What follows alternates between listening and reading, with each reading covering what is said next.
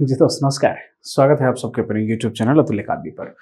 Uttar Pradesh SI की भर्ती आई और उन सब चीजों को लेकर के विश्लेषण अतुल्य अकादमी केवल हिंदी के लिए जाना जाता है। तो हिंदी व्याकरण की क्लासें हर जगह चल रही हैं। मूल्यांकन अवश्य करें कि आपको पढ़ना कहाँ है। एक टॉपिक होता है विकारी शब्द का। तो विकारी शब्द कितने प्रकार के होते हैं अगर आप कहा जाए, क्योंकि विकार के आधार पर एक बात पूछा जाता है, क्या विकार के आधार पर, विकार के आधार पर शब्द, अगर हम इसकी बात करें तो विकार के आधार पर शब्द की हम बात कर लें तो विकार के आधार पर शब्द दो प्रकार के होते हैं। तो एक को विकारी कहा जाता है और दूसरे को अविकारी कहते हैं। जैसा कि हिंदी में जो लिखा जाता है डेफिनेट वही होता है ना। तो एक को विकारी कहा जाता है, दूसरे को अविकारी कहा जाता है। अब जरा इसको समझेंगे। विकारी का मतलब क्या होता है?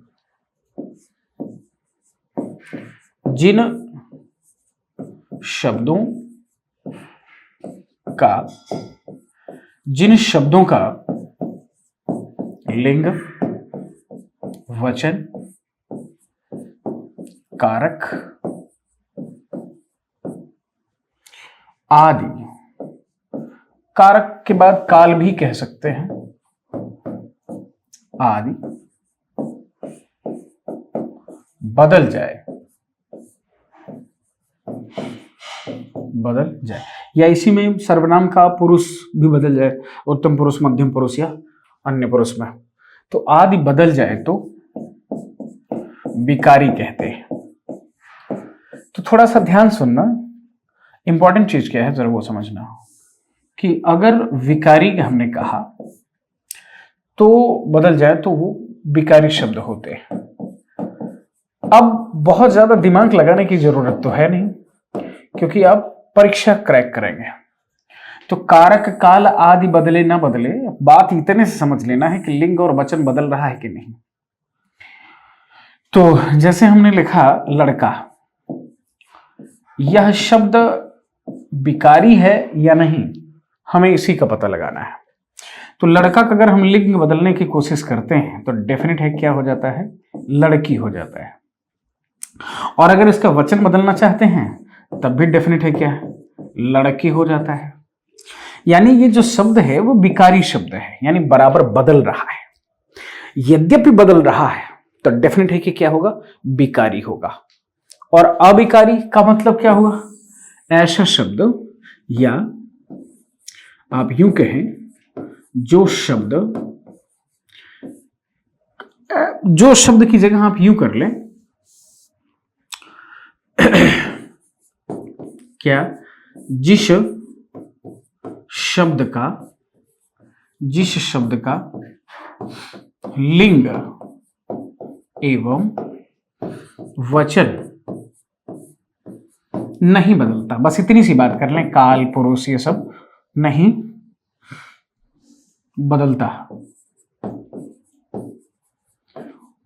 बदलता तो उसे अविकारी कहते हैं। है ना। तो उसे क्या कहते हैं, अविकारी कहते हैं। दो शब्दों की योग से बना ही है, अधन विकारी, यानी अमाने नहीं, विकारी यानी जिसका विकार ना हो, जिसमें बदलाव ना हो, उसी को अविकारी कहते हैं। ये बात तो यहां समझ में आ गई। अब वो ऐसा शब्द लेते हैं जिसका ना बदले, है ना। जैसे एक शब्द हमने लिया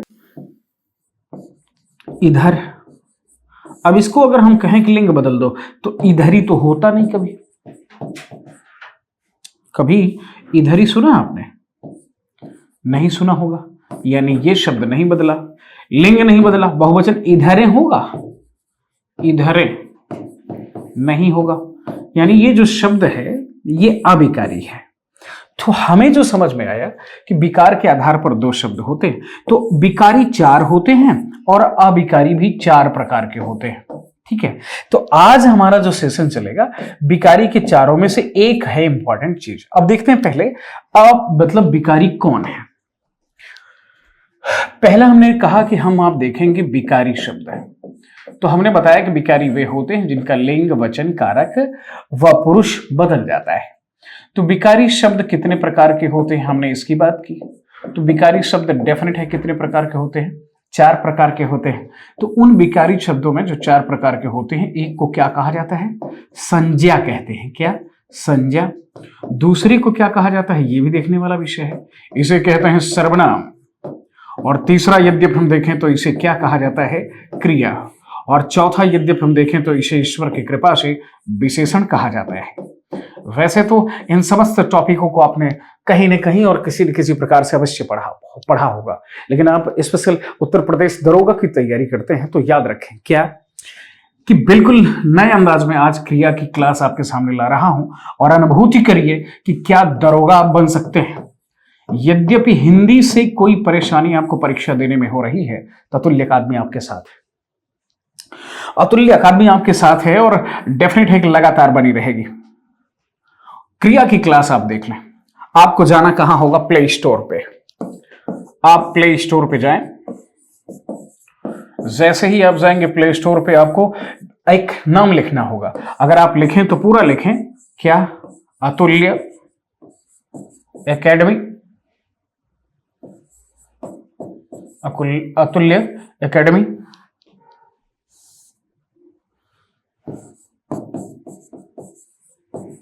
है ना। तो अतुल्य एकेडमी बाय डॉक्टर सुनील बिजला, ऐसे लिखें, डॉक्टर सुनील बिजला। ये आप लिखें, इसको सर्च करें प्ले स्टोर पे तो आपको एक मोबाइल ऐप मिलेगा। जैसे ही आपको मोबाइल ऐप मिला तो उसमें आपको फोन नंबर मांगेगा आपका। आप अपना फोन नंबर दें जो आपका मौजूद हो। इसके बाद आपसे ईमेल आईडी मांगेगा। बहुत सीधी सी बात है, आप ईमेल आईडी अपनी प्रदान करें। ईमेल आईडी जैसे आप देंगे तो एक आपके फोन नंबर पे ओटीपी जाएगी। आप उस ओटीपी को, जो कि 4 अंकों की होगी, उस ओटीपी को डालें। आपका सब कुछ अब रेडी है। अब जैसे ही जाएंगे तो नीचे रहेगा होम, इसके बाद रहेगा बैच, इसके बाद अगर आप देखें तो रहेगा स्टोर, इसके बाद 2 एक और ऑप्शन रहेंगे। तो आपको सबसे पहले कहां जाना है, स्टोर पे जाना है। आप नीचे सबसे, यानी आपका जो स्क्रीन होगी उसमें एक स्टोर होगा, तो स्टोर के जैसे दबाएंगे ये ब्लू हो जाएगा। जैसे ब्लू होगा तो यहाँ कोर्स, कोर्स परचेज, कंटेंट, इस तरह से दिया रहेगा। तो आप कंटेंट में जाएं या फिर कोर्स में जाएं। तो जैसे ही आप कोर्स को, मान लीजिए आपने क्लिक किया, जैसे कोर्स क्लिक किया तो कंटेंट दे देगा ऊपर। तो आप कंटेंट दबाएंगे तो सारे कंटेंट आ जाएंगे कि क्या क्या है। और इसके बाद आप उसी कंटेंट को, जो कोर्स लेना चाहते हैं, आप जैसे ही क्लिक करेंगे तो वो पैसा मांगेगा। तो दरोगा की जो फीस हमने रखा है, सबको ध्यान में रखते हुए 799 रुपए। कितनी? जी हाँ, 799 रुपए का कोर्स हम ला रहे हैं। तो चलिए आज की क्लास का शुरुआत करते हैं कि क्या। तो हमें आज जो पढ़ना है उसे क्रिया कहते हैं। तो अब ये डेफिनेट हो गया है कि हम क्या पढ़ेंगे, क्रिया पढ़ेंगे। अब सवाल ये था कि क्रिया कहते किसे। क्रिया एक विकारी शब्द है। क्रिया एक विकारी शब्द है, विकारी शब्द है जो संस्कृत के, बहुत इंपॉर्टेंट चीज बता रहा हूं मित्रों, ध्यान से सुनना, जो संस्कृत के मूल धातु, जो संस्कृत के मूल धातु में ना प्रत्यय लगाकर बनती है। यानी एक बात समझना होगा कि क्रिया एक विकारी शब्द है जो संस्कृत के मूल धातु में क्या, न प्रत्यय लगाकर बनती है। चलो ये माना कि न प्रत्यय लगा के बनती है, तो कहते किसे हैं। यानी ये स्पष्ट हो गया कि संस्कृत में क्या, ध्यान से समझें, संस्कृत में जिसे हम धातु कहते हैं, क्या कहते हैं, धातु कहते हैं, उसी धातु में जैसे ही हम ना प्रत्यय लगाते हैं तो हिंदी में वह जो शब्द होता है, हिंदी में वह शब्द क्रिया कहलाता है। क्या कहलाता है, क्रिया। अब हमें समझना होगा, जैसे संस्कृत में एक पठ धातु है, पठ। अब पठ में अगर हम देखें तो यह संस्कृत का शब्द है, या हम इसको भी छोड़ दें, इसको भी हम छोड़ दें, बहुत मूल धातु पे आ जाए, खा। ये संस्कृत की मूल धातु है, ये धातु है। इसमें जैसे ही हम ना लगाएंगे तो हिंदी की क्रिया बन जाएगी क्या? खाना। क्या बन गया? खाना। तो ये क्रिया हुई। यानी क्रिया की पहचान क्या है? किसी भी संस्कृत, अच्छा संस्कृत ना कहकर एक चीज आप इसको कह सकते हैं क्या? मूल भाषा। क्या कह सकते हैं? मूल भाषा की धातु में, क्या की धातु में ना प्रत्यय लगाने से, ना प्रत्यय लगाने से, ना प्रत्यय लगाने से हिंदी में क्रिया का जन्म होता है। हिंदी में क्या होता है? हिंदी में क्रिया का जन्म होता है, क्रिया का जन्म होता है। अच्छा, ये बात यहां समझ में आ गई कि भाई हिंदी में क्रिया का जन्म किससे होता है? मूल भाषा के धातु में ना लगाने से होता है। ये तो हो गई जन्म क्रिया का, कि क्रिया क्या है। यानी संस्कृत में जिसे हम धातु कहते हैं, उसी धातु का जब ना प्रत्यय लग जाता है तो वही जो धातु होती बदलकर हिंदी में क्रिया हो जाती है। चलो, यहां पर ये बात खत्म हुई। अब हम देखते हैं क्रिया की परिभाषा। यदि इसको हम देखना चाहें क्रिया की परिभाषा तो कैसे होगी, तो जरा समझेंगे कि क्रिया की परिभाषा क्या हो सकती है ना। तो क्रिया एक शब्द है तो 100% आप समझ सकते हैं। तो क्या आप यूं कह सकते हैं, शब्द के जिस रूप से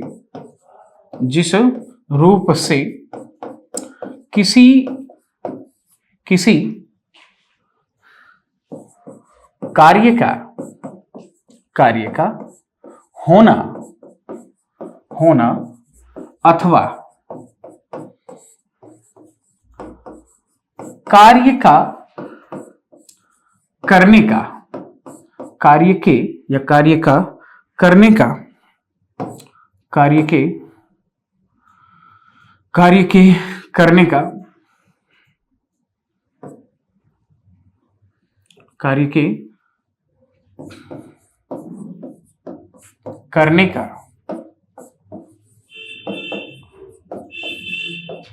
आभास हो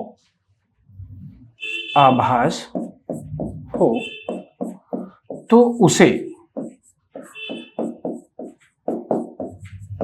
क्रिया कहते हैं। अब समझना, ये कह रहा शब्द के जिस रूप से किसी कार्य का होना अथवा कार्य के करने का आभास हो। जैसे अगर हम एक शब्दों में कहें दौड़ना, यह भी एक क्रिया है। हमने कहा खाना, यह भी एक क्रिया है। हमने कहा पढ़ना, यह भी एक क्रिया है। हमने कहा खेलना, यह भी एक क्रिया है। इसमें जितनी भी क्रियाएं आपको दिख रही हैं ये शब्दों में हैं। तो क्रिया, चूंकि कई शब्दों के योग से वाक्य बनता है, दो सार्थक शब्दों के योग से क्या वाक्य का निर्माण होता है, ये बात तो आप जानते ही हैं। लेकिन अब यहां यह समझना है कि दौड़ना, खाना, पढ़ना, खेलना, ये चारों क्या है? ये चारों के चारों क्रियाएं हैं। तो ये शब्द के जिस रूप से ये समझ में आया। लेकिन अब हमें यह समझना है कि अगर इस तरह दे दिया, जैसे आपसे दे दिया दौड़ना,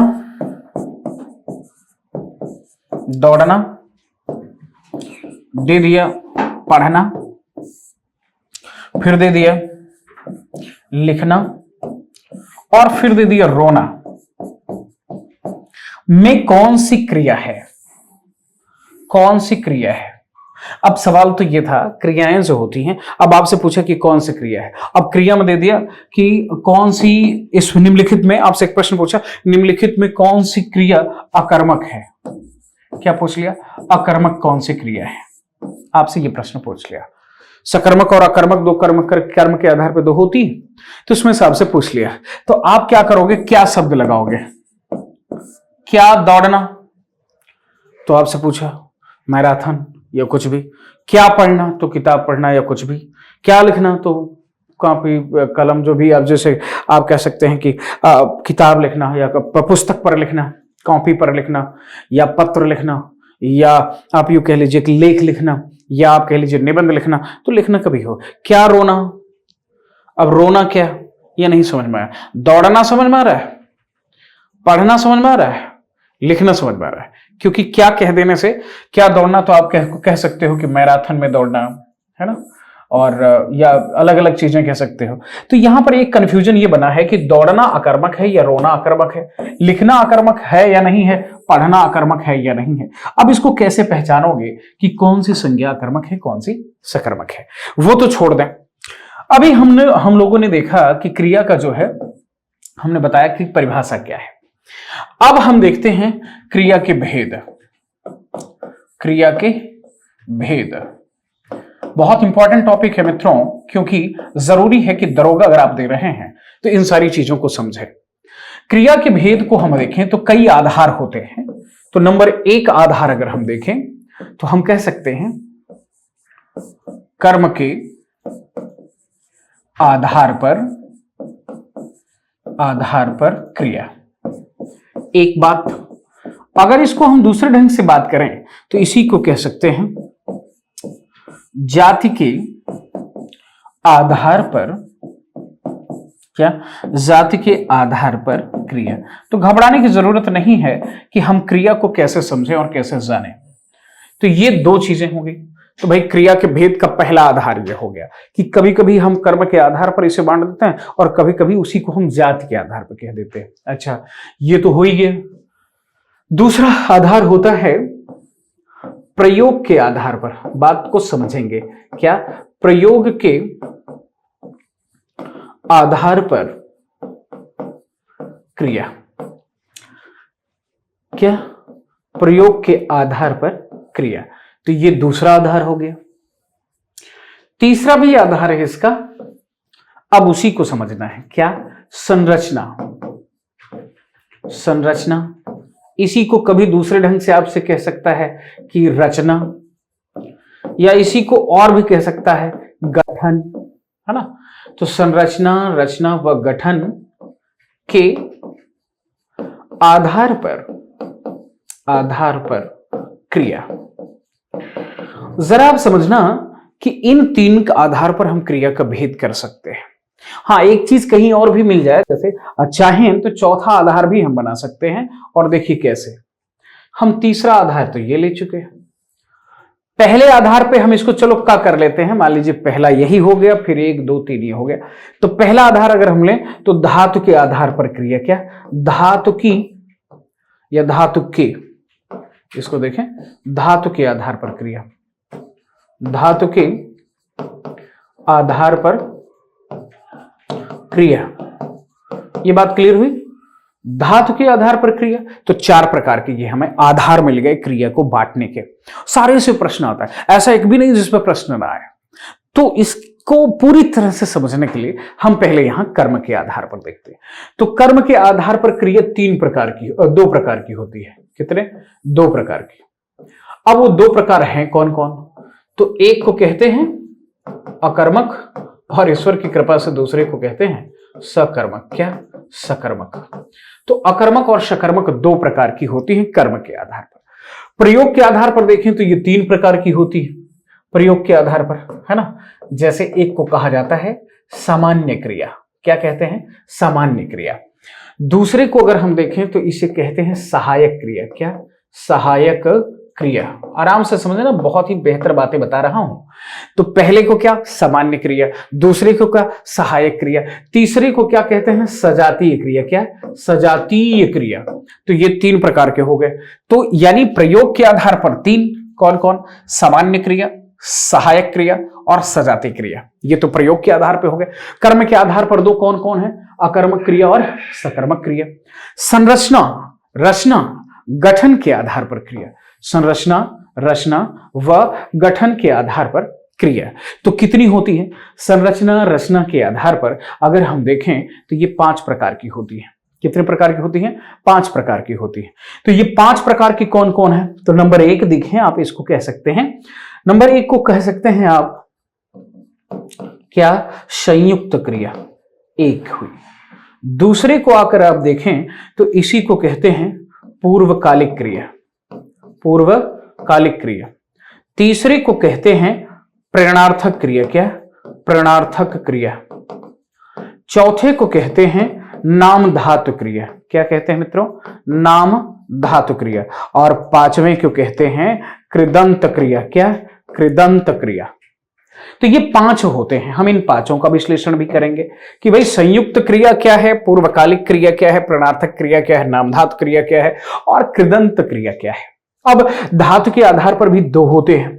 एक को कहा जाता है मूल धातु, क्या कहते हैं? मूल धातु। और दूसरे को क्या कहते हैं? यौगिक धातु, क्या? यौगिक धातु। ये दो प्रकार के हो गए।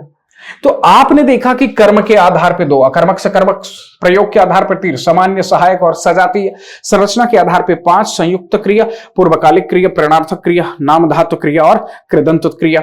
और धातु के आधार पर भी दो होते हैं। ये तो हो गया वर्गीकरण। तो आज हमारी जो क्लास है कहां चलेगी? अकर्मक और सकर्मक पे चलेगी। चलिएगा और निश्चित तौर पर पूरे ध्यान से सुनिएगा।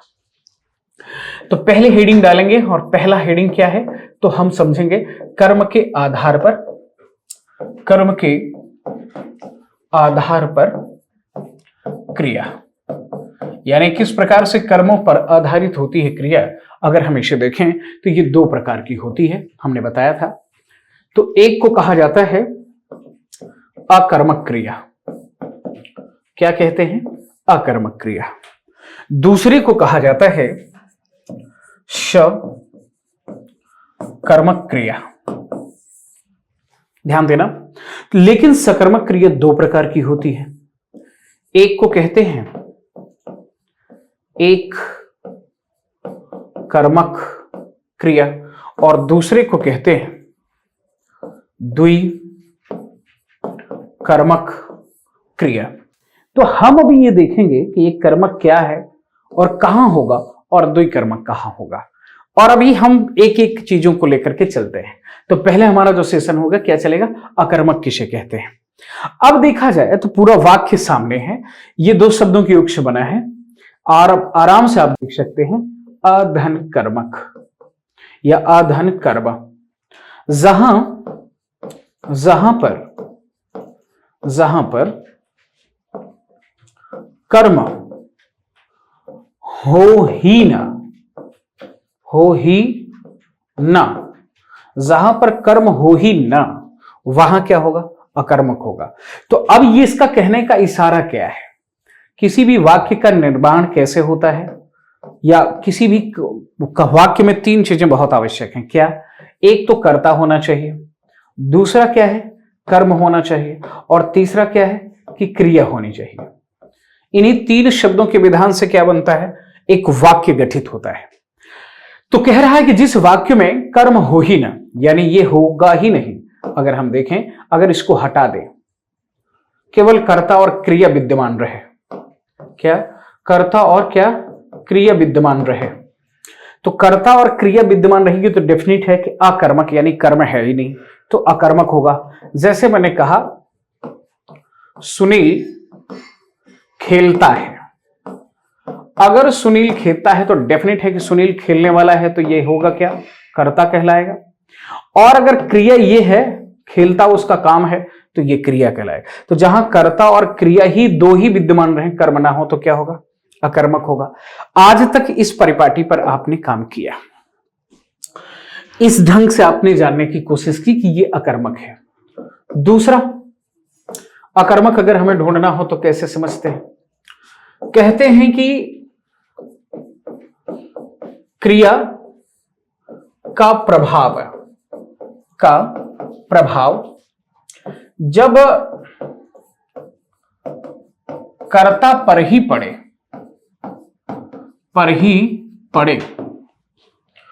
तो वहां अकर्मक होगा। तो वहां क्या होगा? अकर्मक होगा। अगर थोड़ा सा हम इसको और ज्यादा तोड़ने की कोशिश करें कि भाई जब कर्ता पर ही पड़े छोड़ दें, इसको थोड़ा सा और हम अपने शब्दों में देख लेते हैं। क्या? कि जब कर्ता कोई कार्य करे, कोई कार्य करे और उसका फल, परिणाम,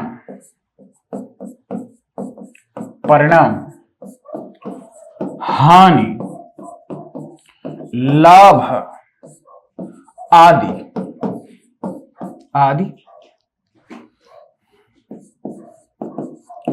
कर्ता को ही प्राप्त हो तो अकर्मक कहते हैं या अकर्मक कहेंगे। ये बोला कि अगर ये सब होता है, जैसे हमने कहा सूरज दौड़ता है तो दौड़ने से थकेगा कौन? तो सूरज है कौन? दौड़ने का कार्य कर रहा है तो करता।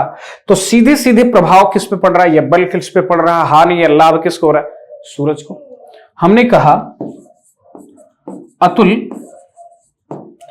पढ़ता है, तो पढ़ता है अगर अतुल तो लाभ किसे होगा? अतुल को या किसी अन्य को? तो डेफिनेट है, हमने कहा अतुल पढ़ता है तो अतुल जब पढ़ता है तो पढ़ने का कार्य करने के कारण कर्ता कौन हुआ? अतुल हुआ। और क्रिया उसकी पढ़ना हुई तो उसी को हानि लाभ देगी। तो यहां क्रिया क्या हुई? यहां कौन सा कर्म क्रिया होगी? अकर्मक क्रिया होगी। इतनी बात तो क्लियर हो गई होगी कि जब कर्ता कोई कार्य करे हानि लाभ हो तो अकर्मक होगा। इतना तो सब बताते हैं। दूसरी बात यह है मित्रों कि तीसरी बात क्या कह देते हैं कि जब क्या व कौन, क्या व कौन जैसे, क्या व कौन जैसे शब्दों से प्रश्न करने पर, जैसे शब्दों से प्रश्न करने पर एक का उत्तर मिले,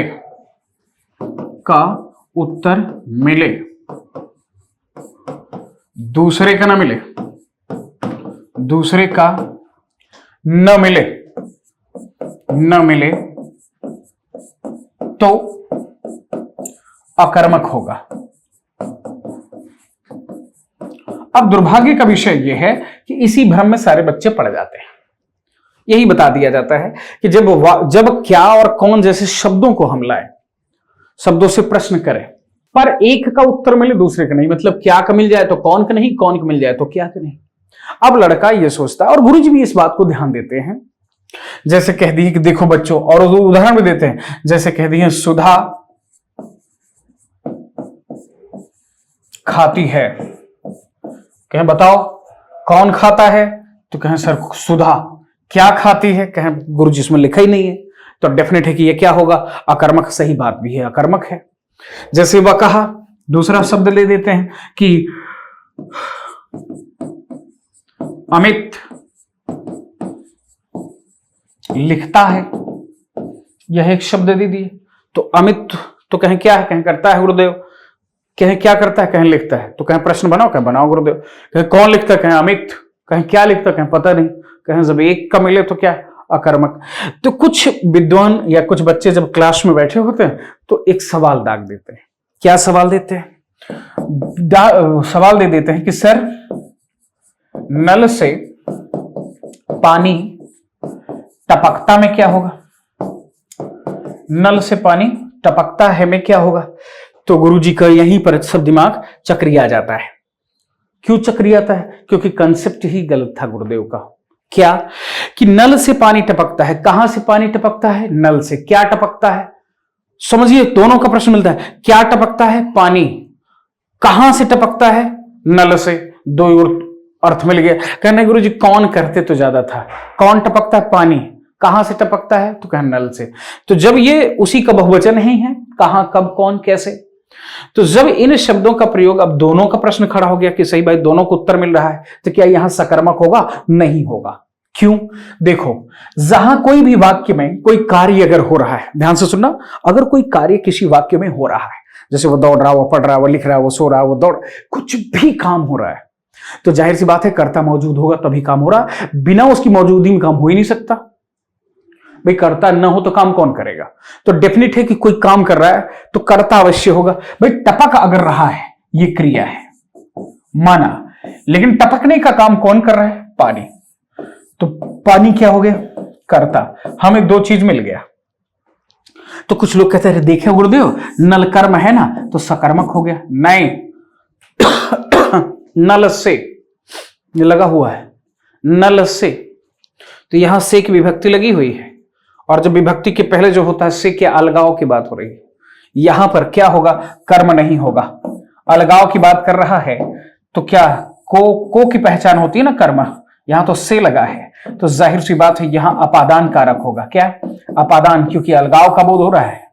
तो जब यहां देखें अपादान है, कर्ता है, क्रिया है, कर्म है ही नहीं, तो डेफिनेट है कि ये क्या होगा? अकर्मक होगा। क्या होगा?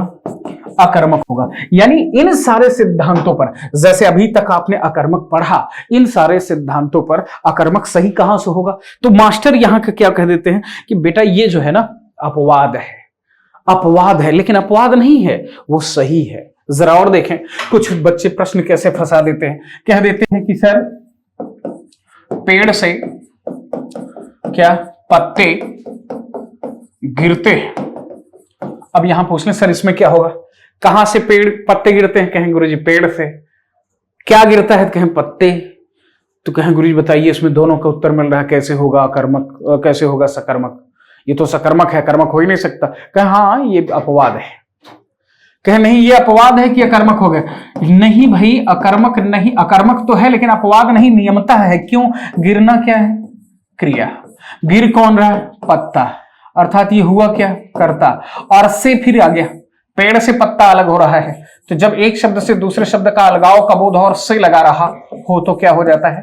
अपादान हो जाता है। क्या हो जाता है? अपादान। यानी कर्ता, क्रिया और अपादान है, कर्म है नहीं, तो क्या होगा? अकर्मक। इसलिए है, इसलिए अकर्मक है, इसलिए नहीं अकर्मक है कि बस ये अपवाद है होता है। नहीं, अकर्मक की धज्जियां उड़ा दो बहादुर। ये होता दरोगा का बच्चा जो तैयार हो तो पूरी तरह से बलवती हो, उसकी एक समझ विकसित हो, वो इस तरह से गलत कंसेप्ट से न पड़े।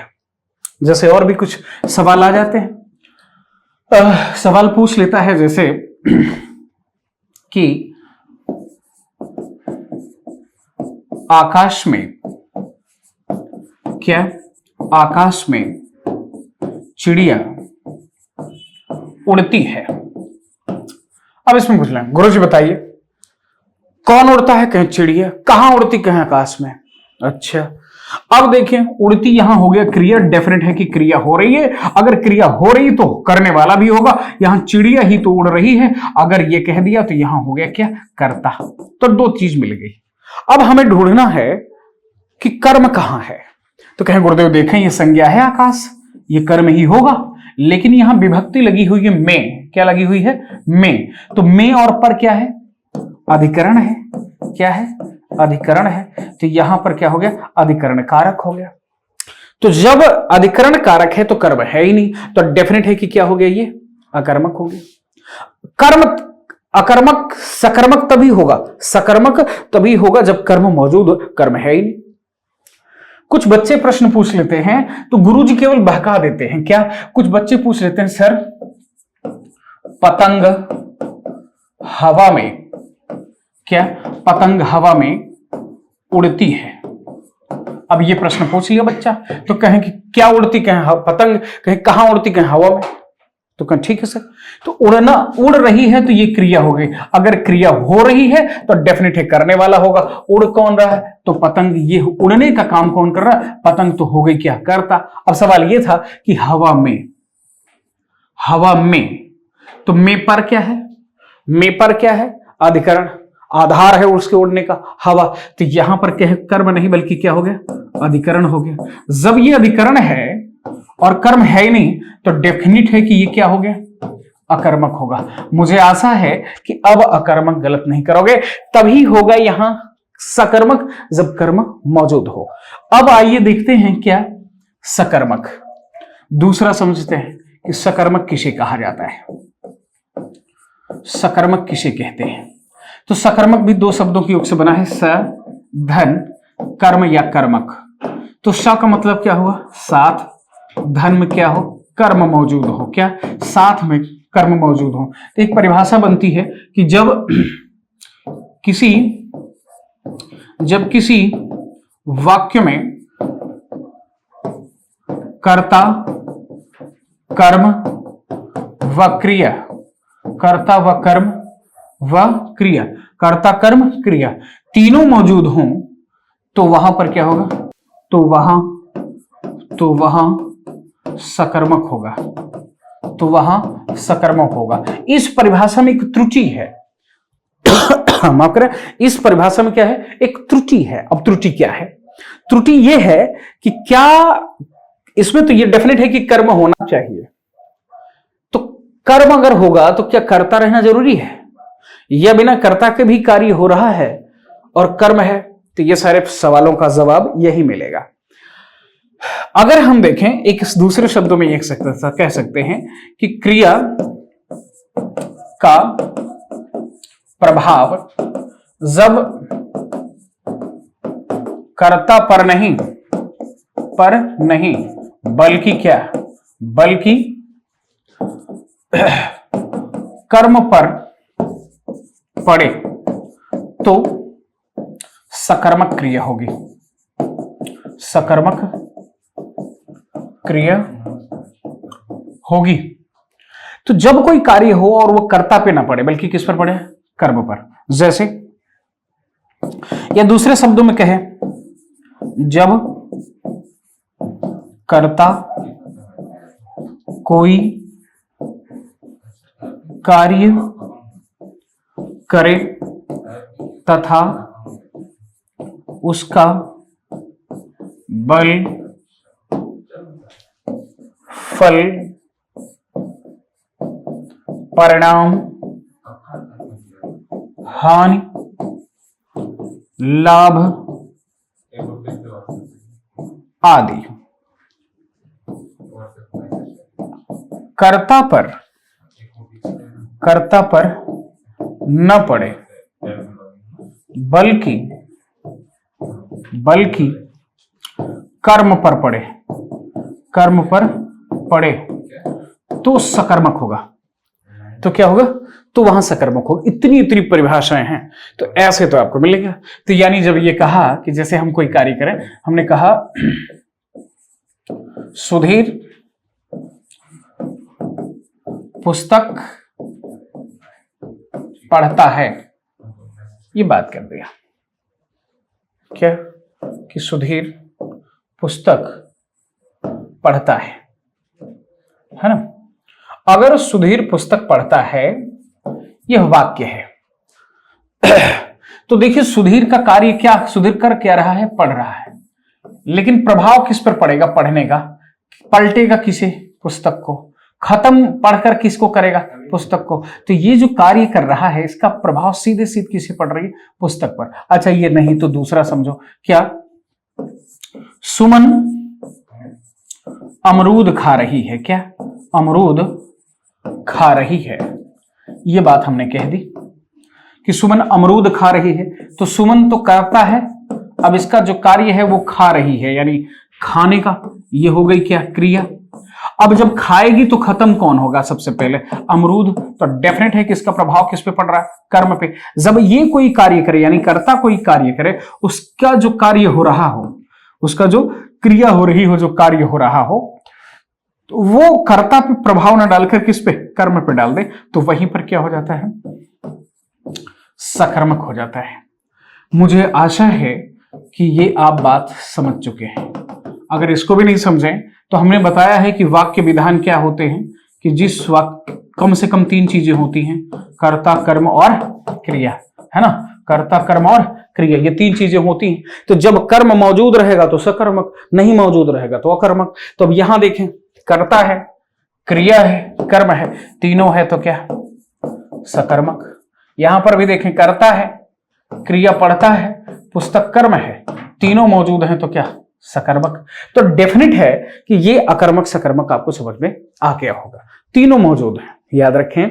इसके साथ साथ मैंने आपको यह भी बताया था, क्या बताया था, कि सकर्मक के दो प्रकार होते हैं। यानी सकर्मक के भेद की बात करें तो सकर्मक के दो भेद होते हैं।